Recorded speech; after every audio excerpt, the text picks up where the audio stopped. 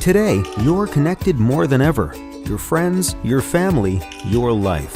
Having a partner that understands banking is what you do on your time, anywhere you like. It's about being connected. Renaissance Bank, understanding you.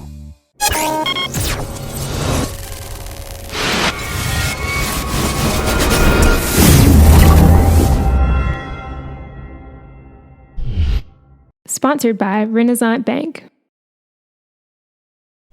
Good morning, Northeast Mississippi. This is Newsbreak for Friday, September 30th. I'm Brad Locke. Welcome in. Let's get ready for the weekend with a quick look at news, sports, and weather, starting with your Weather Underground forecast for today. Going to have partly cloudy skies, high of just 76 degrees, low of 54, 10% chance of rain. 3-day outlook looking still pretty pleasant throughout the weekend. Saturday, clear skies, high of 80, low of 56, 10% chance of rain. Sunday, clear skies again, a high of 84, low of 57.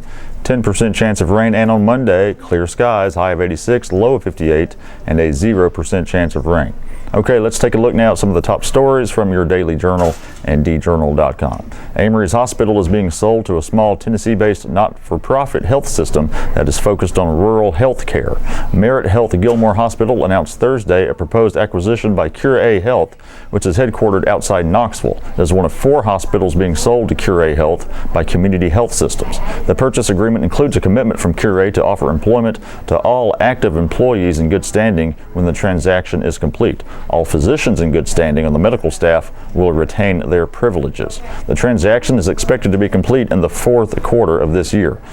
Cure currently owns 3 Alabama hospitals in Russellville, Haleyville, and Winfield. The concept of the not-for-profit company focused on rural health care was developed in 2014 by Steve Clapp, the current president and chief executive officer of Cure.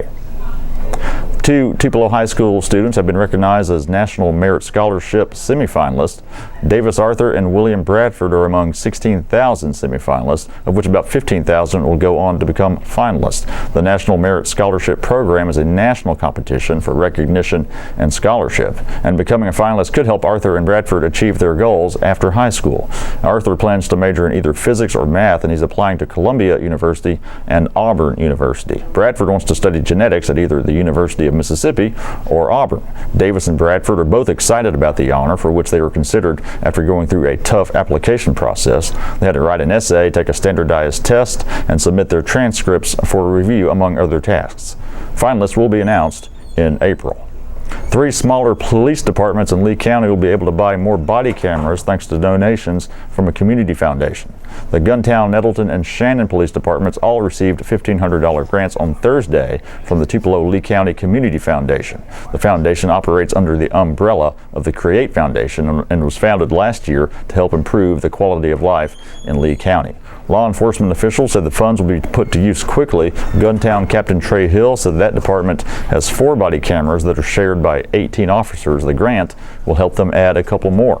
The Nettleton Police Department does not currently have any body cameras, but was in the process of using other grant funds to buy 6 cameras, so now they will buy 10. And the Shannon Police Department currently has 4 body cameras.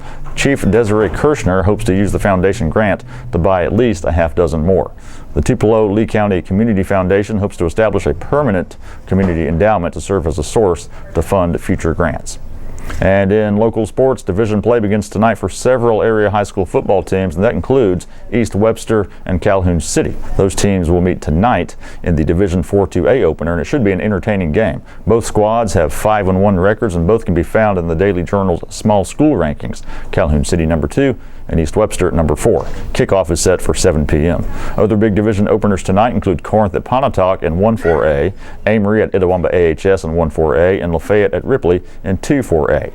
And on the college scene, number 16 ranked Ole Miss will host Memphis on Saturday. The Rebels are looking to avenge last year's loss to the Tigers, and they feel good about where they are following last week's 45-14 win against Georgia. Kickoff in Oxford is at 6 p.m.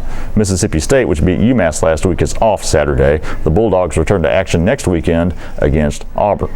And that's it for Newsbreak today. I do want to remind you of a couple of podcasts we produce here at the Daily Journal. We've got Double Coverage, a podcast about Ole Miss and Mississippi State sports with Parrish Alford and Logan Lowry. So those guys will be previewing the upcoming game for Ole Miss this week and then talking about what MSU is doing during this bye week. You can find that in iTunes, your podcast apps, or at doublecoverage.djournal.com. And then, of course, the Memo, all things Northeast Mississippi, news and entertainment with myself and W. Derek Russell, 3 days a week, every Monday, Wednesday, and Thursday. So a new episode dropped yesterday in which we spoke with Zach Orsborn about Asia Rainey's hopes for a spoken word archive. We also talked with M. Scott Morris as he reviewed the Magnificent Seven movie, and Derek Russell talked about what's going on this weekend in the area. All the stories I talked about today you can find in your Daily Journal or at djournal.com. Follow us on Twitter at djournalnow. Give our Facebook page a like as well. That's it for today. I'm Brad Locke. Hope y'all have a great weekend.